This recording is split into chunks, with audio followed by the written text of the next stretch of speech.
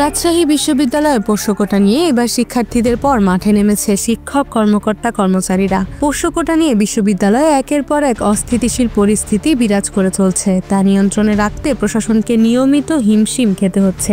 যে রেওয়াজ আছে, যাদের যে ওদের যে ডিপার্টমেন্টে বিভাগীয় যে 100টা তাদের সিট, ওই 100টা সিটই তাদের বহাল আছে, কিন্তু তার ভিতর থেকে আমাদের কোনো পোষ্য ছেলে মেয়েদেরকে ভর্তি নেওয়া হয় না। আমাদের অতিরিক্ত 2টা থেকে 3টা না পাস করলে 40 পার ঊর্ধ্বে হলে সে ভর্তি হতে সুযোগ পায়। সেখান থেকে আমাদেরকে বঞ্চিত করেছে কিছু মহল।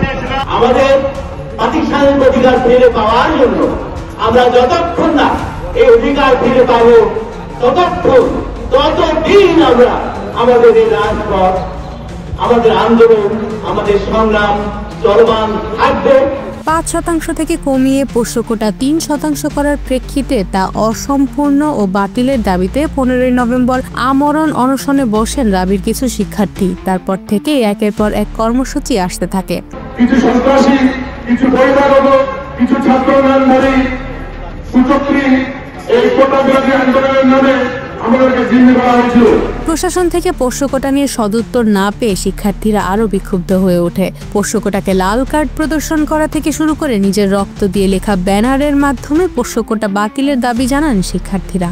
পোষ্য কোটা নিয়ে ঝামেলা চূড়ান্ত রূপ নেয় গত 2রা জানুয়ারি। সারাদিন শিক্ষার্থী ও কর্মকর্তা কর্মচারীদেরকে প্রশাসনিক ভবনে তালাবদ্ধ করে রাখা হয় দীর্ঘ 10 ঘন্টা। পোষ্য কোটা বাতিল না হলে বিশ্ববিদ্যালয় শাটডাউনের ঘোষণা দেন আন্দোলনকারীরা। তীব্র আন্দোলনের মুখে সেদিন রাতে উপাচার্য পোষ্য কোটা বাতিলের ঘোষণা দেন। পোষ্য কোটা বাতিল করা হলে তা কর্মকর্তা কর্মচারীদের অধিকারে আঘাত হিসেবে উল্লেখ করে তারা পাল্টা কর্মসূচি ঘোষণা করে।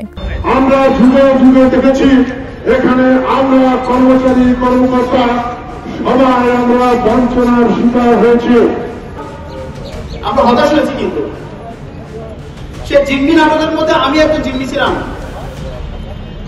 10টা থেকে শুরু করে রাত প্রায় 10:30 বাজে আমরা তখন কিন্তু বের হয়েছি।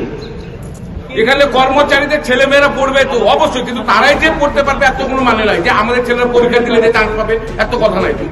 আমাদের প্রশ্ন একটাই যে আপনারা তো কোটা নিয়ে একসঙ্গে এসছেন, আপনাদের ওর মধ্যে কোটা লোক নেই।